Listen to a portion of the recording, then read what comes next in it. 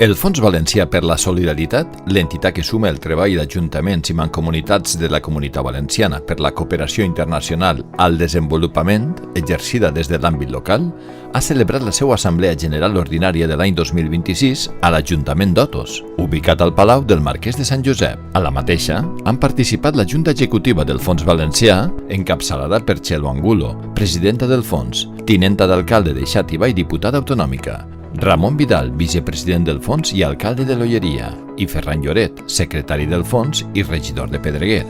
així com edils, representants dels ajuntaments i mancomunitats membres de l'Organització Municipalista per la Solidaritat. A més, l'Assemblea del Fons ha comptat amb la participació d'Inés Alfonso, alcaldessa d'Otos, i de Pedro Carceller, director general d'Inclusió i Cooperació al Desenvolupament de la Conselleria de Serveis Socials, Família i Infància de la Generalitat Valenciana. Durant l'assemblea, entre altres, s'ha ratificat les altes de nous ajuntaments socis i s'han aprovat el balanç i memòria de gestió de l'any 2025, on es destaca que amb els projectes del fons de l'exercici passat s'han beneficiat directament a més de 4.000 persones en l'àmbit de cooperació internacional municipalista a l'Equador, Bolívia i a la Franja de Gaza, i més de 5.500 en projectes d'educació per al desenvolupament a la Comunitat Valenciana. Els sectors d'intervenció dels projectes executats en 2025 han sigut la solidaritat global, el desenvolupament local, la promoció socioeconòmica, impuls del turisme sostenible i responsable, la promoció de la igualtat de gènere, el foment de la incidència de la joventut, el suport a la participació ciutadana,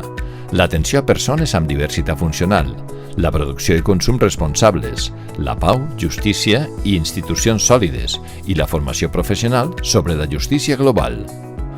També s'ha avalat el programa d'activitats de 2026, el qual compta amb 6 projectes de cooperació directa a executar a l'Equador, Bolívia i El Salvador, 1 de cooperació tècnica a realitzar a l'Equador i Bolívia, 2 d'acció humanitària a Veneçuela i Cisjordània i 5 d'educació per al desenvolupament i la ciutadania global,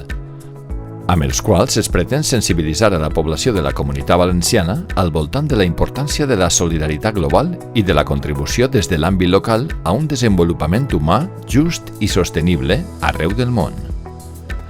Per últim també s'ha aprovat el marc d'acció estratègic del Fons Valencià per la Solidaritat per al període 2026-2030, el qual s'ha elaborat mitjançant un procés participatiu i serà el document que guia les línies estratègiques d'actuació i de treball del Fons Valencià durant els pròxims anys.